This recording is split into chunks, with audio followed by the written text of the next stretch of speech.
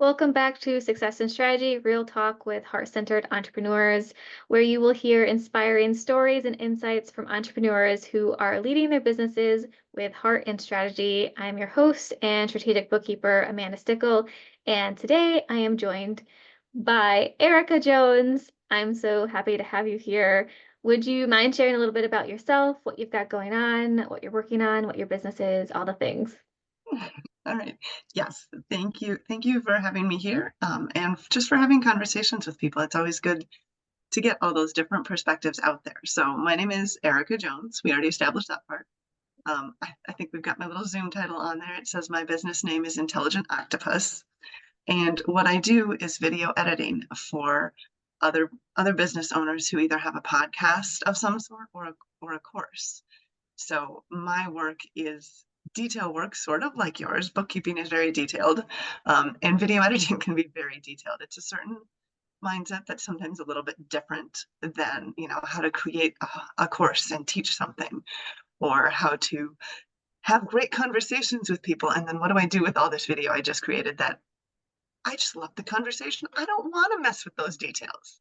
So I help people make their podcast look the way they want to, or their course look the way they want to. Sometimes that's fairly simple. Like, okay, I know I messed this up. I'm going to take a couple cuts out of there. I'm going to put your intro on, put your exit on, and there you go. And sometimes people want more than that. They want photos added. They want text to illustrate their points. Maybe in your course, you've got 4 points, and we're going to put them in text right here because people learn both by hearing and seeing. So my projects are making video more usable, more viewer friendly, more communicating the message you want. Um, and that is what I do. That is such a helpful service.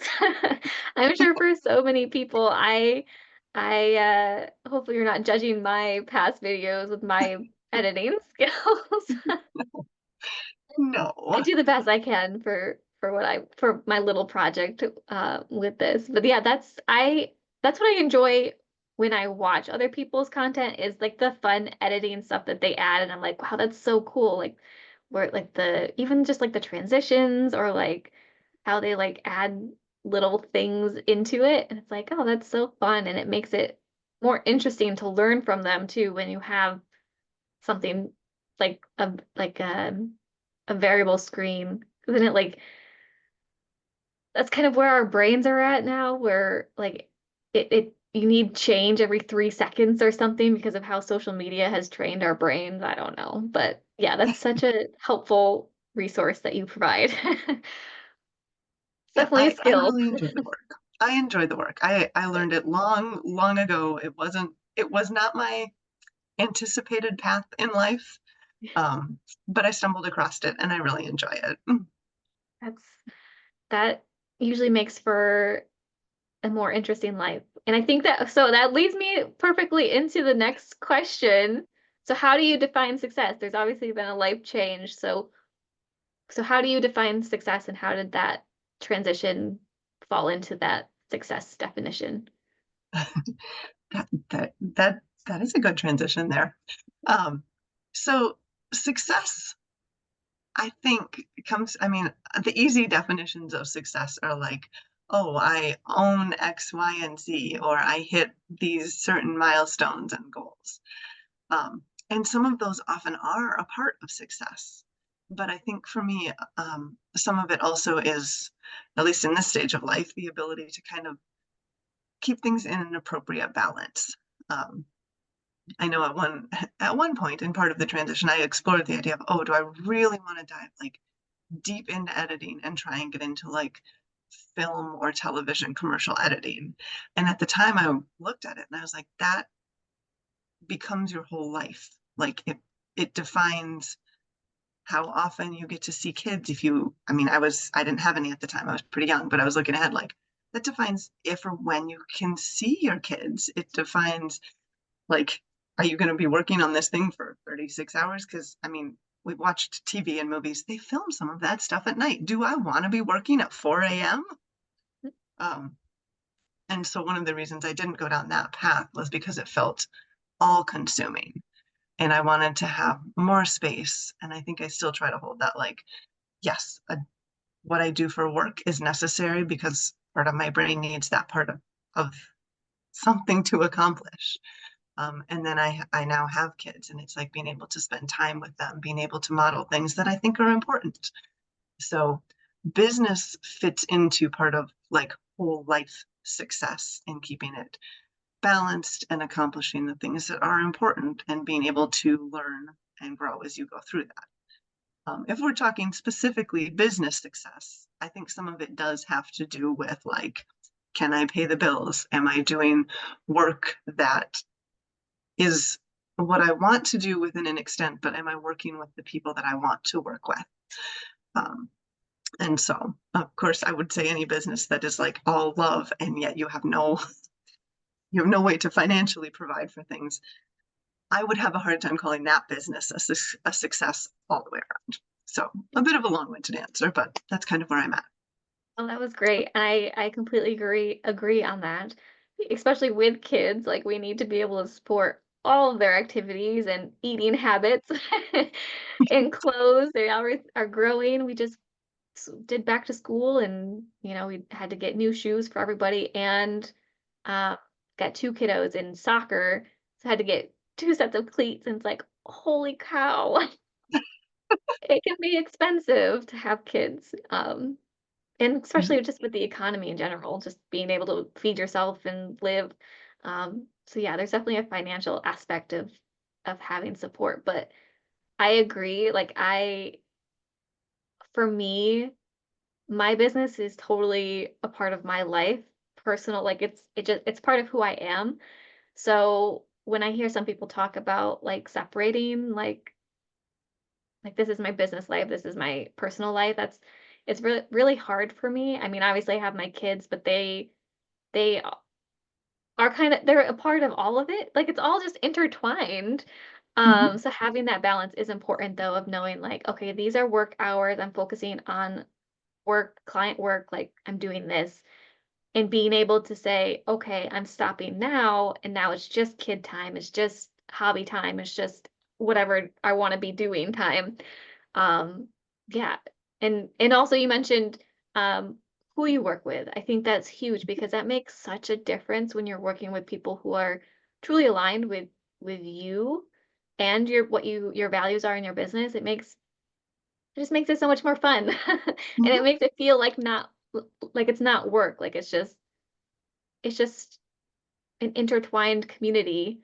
And you're just providing value and helping and it's just a nice flow. So I Yeah. agree with your points. Very fun. Yep. Yeah. Yeah, the aligned for me, like the aligned type thing, like there's lots of videos out there that are like fashion based or makeup based. And that's like one area I'm like, hey, fashion exists, makeup, that's great. Like wonderful that it's out there. But for me, it's not something that I look for. It's not something I love doing. So I just those are the clients I'm like, hey, you have a fashion blog and sorry, you will need somebody else. So it's often just simple things like that. I'm glad they exist. They're just not my clients. Yeah, yep. I can relate with that too. I think I just recently made a video about like my nails. Like I saw something about like you can't have I would never take financial advice from somebody with ugly nails, so I always get my nails done. I'm like, yeah, not me. Mine are they're not pretty. I mean, they're not completely ugly, but I like to be comfortable and like I think that's one thing that is important when you're looking for your people. Like it's just like aligning with values. Like I have nothing against people who want to like do a lot of makeup and like wear really nice clothes. My value is in being comfortable with being me and just being true to myself. It's definitely taken time to get to the point where like I appreciate that of myself and where I don't wanna say, like, I don't try, but, like, I don't try to be somebody that I'm not, I guess is what I'm trying to say, and, like, just, like, this is who I am, like, I'm in a hoodie right now, I'm comfortable freezing outside. Not freezing yet, but it's chilly. Yeah. Um, But yeah, so I mean, if you're looking for a way to work with somebody that looks a certain way, I think that's fine.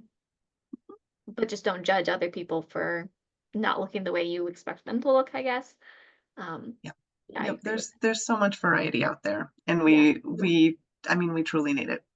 If the whole world was Exactly. bookkeepers, who would keep you busy? Right? That would be crazy. It would be. It would be. And we sometimes we get kind of, I don't know, they talk about the echo chamber sometimes that social media can create. We like things to be similar, and yet we need the other side. Right. Exactly. So I guess what do you feel has made the most significant impact in getting your business to where it is today? I think the one, so my business started as actually a virtual assistant business. I had previously done video editing for corporate for nonprofits. I had done it in such a way that it was my business hours, and I had done projects where it's like, hey, I just used a 4 hour block, and I needed most of it to just remember what I'm doing on these projects. And I'm like, and now I have 45-minute nap time. Okay, I can write emails, I can sort your inbox.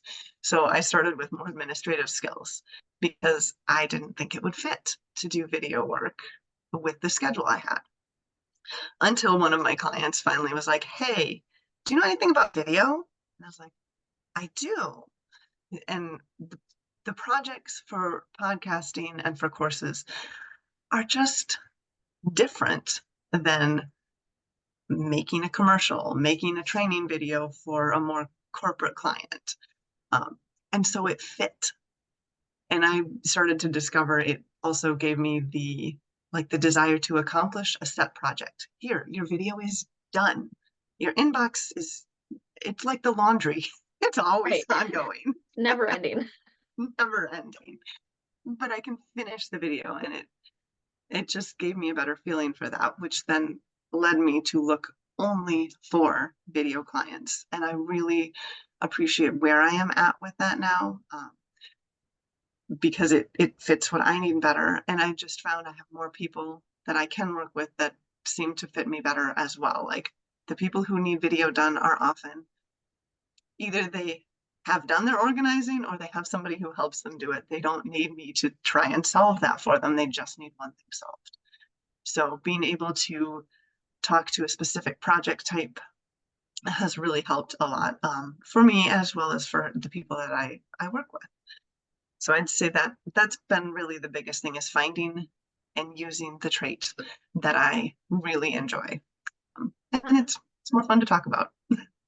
It sounds like it's basically like trusting in what your passions are and finding how to make it work with your life. Like you had a passion in the video editing world, um, but you only knew of one way to do it with like the commercials and like the corporate. And then now being able to like do more research and work with more people and realizing, oh, I can actually make it what I want it to be. It doesn't have to be that way. It can be with these specific people. And again, finding that passion in it and making it more fun and interesting and being like, okay, yeah, this is awesome. And also it sounds like also like niching down on the services that you're providing. So you're just providing that one skill, which it is a very valuable skill.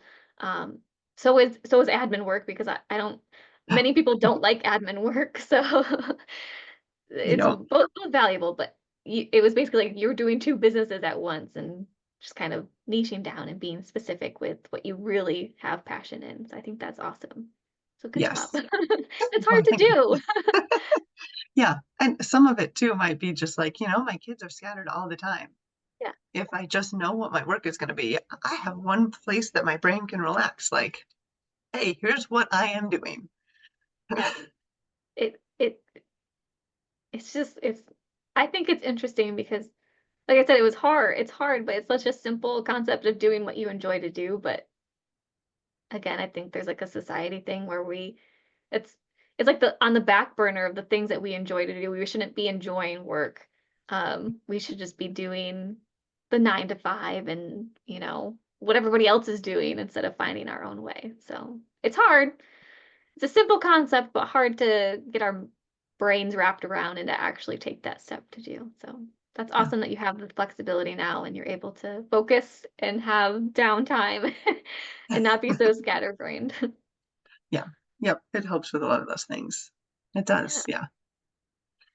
So has there how how impactful has understanding your business finances been for your growth and in life? Yeah. So business finances sounds like a whole college course.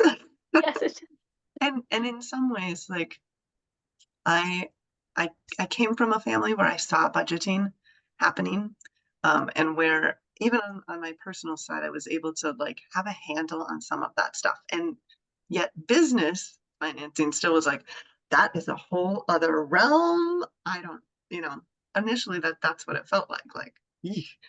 But one of my early clients actually was she ran a CFO company, and from helping with her blogs and stuff, I was very early on introduced to the book Profit First by somebody with a very long last name that starts with an M.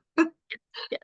Um, and I think that was really helpful because it gave me just the framework and a handle to kind of say, okay, I invoiced this and I got it. And now here's all the buckets I need to put it in. And then when it came down to like, I remember having this conversation with my husband, like, okay, so eventually I'm going to need to replace this computer, but I think it's going to last at least another year. And then the next week, the hinge broke on it. Yeah. I spent like 2 weeks, like, can I get this thing repaired? No, no, I cannot. But since I had my buckets already lined up, I was able to look at it and go, oh, well, look, I actually have enough money here in this account. I can just go out and buy the computer without having to figure out what to do with it and where to go with it.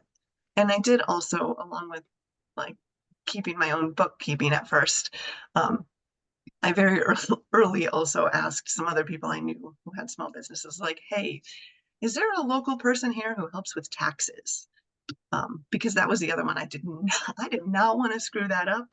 Not that not that we're like at a point where I think I would be an easy IRS audit, major red flag, but I still didn't want to screw it up. So between having that framework just to start with, so I knew what I was doing, and bringing in CPA tax help that I can ask, a couple questions every now and then. Am I screwing this up? No? Okay, good. Um, it really helped to kind of take the pressure and the stress off the finance part so that I could just kind of go, okay, so we're going through here. This goes in this bucket. This goes in that bucket. I know where my finances are. And then when I did come across things like, do I want to join a networking group? Do I want to add coaching on? I was able to look at the finances instead of just like taking a wild guess and go, okay, yes, this is the one I can do now. And when I need to replace the next computer, I'm like, okay, I know, like if my hinge broke tomorrow, I know where the money is to do that. And that it just takes a stress part, I think, off the business that helps focus on what am I doing? What do I want to do? When is it okay to back down for the summer? But I know where my finances are moving. So I think it's really helped from a one less thing to worry about standpoint, because there's between back to school and summer schedules and doing a business and doing your own marketing and figuring out, do I hire a help or not? Just having those finances at a base point helps. It's one less thing to worry about. Yeah. And I think um looking at the numbers and the money, that's one thing that people like to avoid. But like you're saying, like if you keep avoiding it, it's just gonna get worse and you're more stressed because you know you're avoiding it, but you have no idea what's happening. But if you took it just learned a little bit, and Profit First is a great book to read to get that foundation and get an idea, um, to just have an idea of what to do with your money if you're doing it on your own and, just to get some good foundations and just taking that small step of just just having some confidence, I think, in yourself and realizing that, oh, it's not that bad. And it actually is helping me to know where my money is and what I have available. Um, so avoidance seems like the good path, but really having that knowledge is the better path because it takes, like you said, that stress off your shoulders. You have the confidence to look at your numbers and your accounts and be like, okay, yeah, I do have this money. I can do this investment instead of just kind of guessing and then realizing, oh, I shouldn't have done that because now I don't have money to do this, to pay myself or whatever. Yeah. Um, so yeah, I think that's so important to have support on your side. So having an accountant and being able to, you know, have them to rely on for questions to ask about taxes and about bookkeeping because they're tied together. Because if you don't have a good bookkeeping system, then taxes are going to be a mess and probably not accurate. And I think that's probably where that fear comes from, is from, we hear stories about the IRS coming and knocking at your door and you're going to go to jail or you're going to pay $1 million to the IRS and, all No. these scary things. And I mean, it does happen, but it happens to legitimate, like, criminals, usually not Usually. people who are just making mistakes. Right. Um, but Yeah. yeah, it can be scary, but if you take that time to just do a little bit of processes or learning there and having that community of financial support behind you, it doesn't have to be scary and it can just be actually very helpful. Yeah. It can. That's the simplest way. It's just very helpful. It is very helpful, and sometimes it can help you, like, establish, like, the next goals or the awareness of when to bring on the different, financial roles, because, I mean, I'm sure you're more voice versed on this than I am, but there's a difference between a bookkeeper and an accountant, and when you actually need the CFO support and being able to forecast things for different kinds of businesses. Yeah. Yep. And there definitely is a difference, and I think it's kind of even muddier now because there's a lot of, like, quick bookkeeper courses out there for people to start businesses, and that's great. Um, I think there has to be some, maybe that's more on my end too, like content about sharing about the differences and what to look for and what your business actually needs. Because there's some bookkeepers that are just kind of like data entry, like more admin support. And then there's bookkeepers that are more knowledgeable and maybe more strategic. And then there's also bookkeepers that are also accountants. In some states, you're not able to use the word accountant if you don't have a CPA license. Uh, but that doesn't mean that they can't do, certain things. Um, so for example, like I call myself a strategic bookkeeper because that's what most people are looking for. A lot of times when people say they want an accountant, they think they're using that word in terms of taxes. Um, um, And that's okay. I mean, it's not everybody knows all the differences. And Right. same with CPA, like they use that interchangeably. Like if they're getting their taxes done, they're looking for a CPA. And not all CPAs actually do taxes. Mhm. So it's been interesting because I'm actually an IRS enrolled agent, which is we primarily focus on taxes. Like our designation is fully about taxes, and we get it from the IRS. We do all the training. Um, so if you're looking for taxes for sure, an EA or enrolled agent is definitely going to be able to do taxes. CPAs, some do, some don't. It just depends on what they want. But yeah, there's different levels. If you're just starting out, just like a VA bookkeeper might be a good option. If you're kind of in the middle area where you are wanting to be sure that you're good for tax time and have things in order, maybe that middle stage bookkeeper. Um, and then, you're going to want a tax professional. It could be someone who's an accountant, a CPA, an EA. You're going to want a tax professional, though, that's somebody that's actually has that experience with taxes to be able to provide you with that support and answer your questions. And then a CFO is more high level, um, more strategic, more meetings, more forecasting and helping you with cash flow and projections and making the investment options and making all the business decisions. So there's so many choices out there. There's no really Mhm. right or wrong answer. Just doing your research, I think, and communicating with the person because I like we've been talking about it's so everybody has different Yep. personalities and traits, and you just want to make sure that you work well with them and you match on values and yeah, because you don't want to be working with somebody where you don't feel comfortable. Right. Yeah, Right. Especially, I mean, especially with the financial things, you get so deep into the understanding if you have that long-term relationship. I know I exactly. even as a video editor, I have one particular client that I've had for a long time. And you just the more time you're with the same support of whatever it is, the more they get to know your business and they can anticipate some of the questions or see a piece that you didn't even know to ask for. And so to have that in financial help can be tremendous.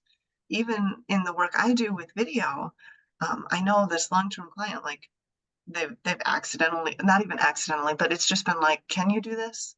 And eventually it just becomes part of what I do. They don't even think about, should I ask her if this is possible? It's like, oh no, we know how to do that.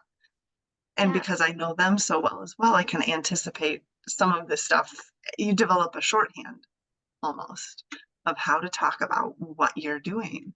Um, and yeah, the support from a financial side for that could be even better because there's a lot of things you don't think about when you're focusing on everything that the person focusing on the finances can bring the idea up and it's like, oh yeah. yeah. It's like I'm thinking editing. I guess it works with any service provider that you're really working with. The longer you're with them, the more they basically absorb like your personality and like your voice, and they really have that deep understanding of your business ins and outs and your personal life because we I don't know about you, but like it ends up tying in It to the does. conversations and I think it helps though to have the full picture of the person because it provides that individualized support and service and Mhm. makes it even better. Yep. Yep. So yeah, And many of us look for that at the outset. Like, I yeah, want that individualized support. And we have things like onboarding calls and questionnaires to get the first look at it. But it's often that time together that really, really builds that. exactly. Yeah. So, if there was one piece of advice that you could Mhm. give to another heart-centered entrepreneur looking to grow their business, what would you suggest? This is, I saw these questions ahead of time. This is always a tough one to come up with one thing. Um, but I think the one thing I would say, if somebody is either starting out or looking to grow or considering a change, like consider the skills you have, the ones that you actually enjoy. Because sometimes there's something that's close to what you do that if it's a time to change or start something, maybe it's something to add. Maybe there's something you need to cut out of your business to make room for something that will work better. I think, I'll just keep it short and sweet. yeah, no, that's perfect. I like that. I like that. It's, yeah, I don't know if I've shared it before, but at least in this series, I always remember and think back to high school, and we had multiple projects where we had to put together like career like what we're where we were going to go for college, what we were going to major in and like all the statistics about the industry and like salary and all that stuff. And everybody around me always seemed to know like what they were going to do. Like they had these passions, they had these hobbies. Um and I couldn't really relate. I was like I don't know what I wanted to do. I for the longest time I thought I wanted to be a teacher.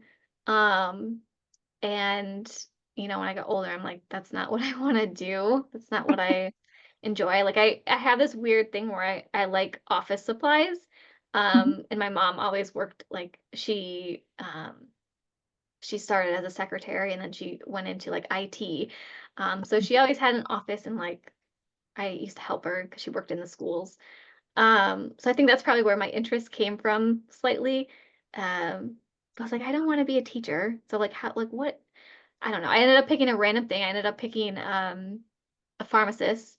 And I didn't like that even though that's the project that I did the whole project on because I'm like, I don't want to go to school for that long and this is like a lot of science and that's not my forte. I had no idea. And I was always advanced in school too. Like I was ahead of my schedule and courses. And my going into my junior year, I wanted to have like a half year where I could just end school early and go and work. Mhm.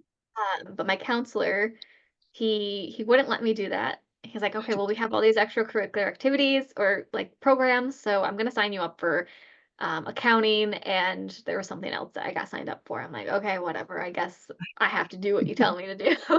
Yeah. um, so I took accounting in my junior year and it just all clicked for me. I was like, this is it. Mhm. Like I enjoy doing this. This is fun. Most people won't think it's fun, but it's fun for me.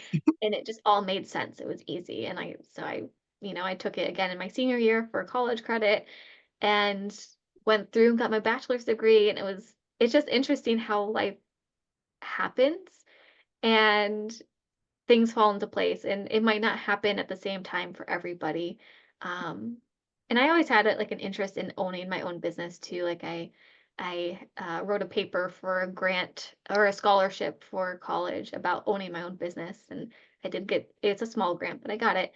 And I mean, I worked at an accounting office for a few years and then started having kids, and I'm like, this isn't working for me.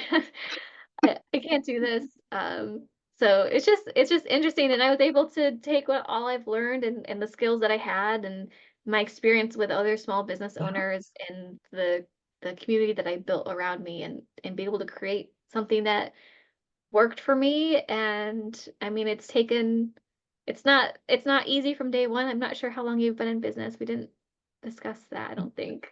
I'm, for this business, I've been in business for almost 5 years now. Yeah, so it doesn't Mhm. happen overnight. It takes No. time.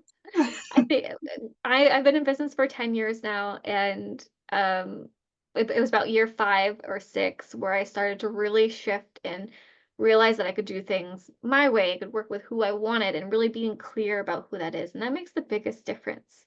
It's just being clear with yourself, I think, and being honest and just, Mhm. yeah, this was a long-winded response to your short.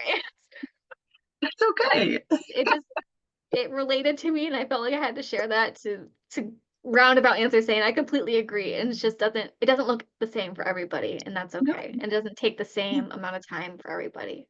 Everybody's timeline is different. So just go with the Yep. flow. But yeah, find what you are passionate about. Yep. Yep. Yeah. Timelines are always different. Awesome. Well, thank It's you so good. much for joining. So where can people find you and follow you, connect with you to get some of your services or Yep. and whatnot? So, um, my social media presence is slightly small, which is fine. Sometimes, the old story about the shoemaker's children always had the worst shoes. Well, I do video editing, so I am not on YouTube, but I am on LinkedIn. Um, I think, just mostly under my name, Erika Jones. Um, and I'm on Facebook, mostly in Facebook groups though. So I do have a Facebook group myself, but it's a little hit and miss. I do have a Facebook page, but it's a little hit and miss. And then if someone actually is truly looking for video editing, the best place to find out what I do would be the website, which is intelligentoctopus.com. So, Awesome. And I'll have these all in the description so people can easily find it and click and find you and say, hey, what's up? Help me out because my editing skills are not the best. hey, sometimes it's just not one more thing to learn. Mhm, exactly. Exactly. Yep. Yep. Can't wear all the hats. No, nobody can. Nobody can. Awesome. Well, is there anything else that you would like to add before we close up and finish up here? Um, I think we've been talking for a while, so I feel like I could keep adding stories because Yeah. kind of fun to talk to. Um, but I think we can call it good.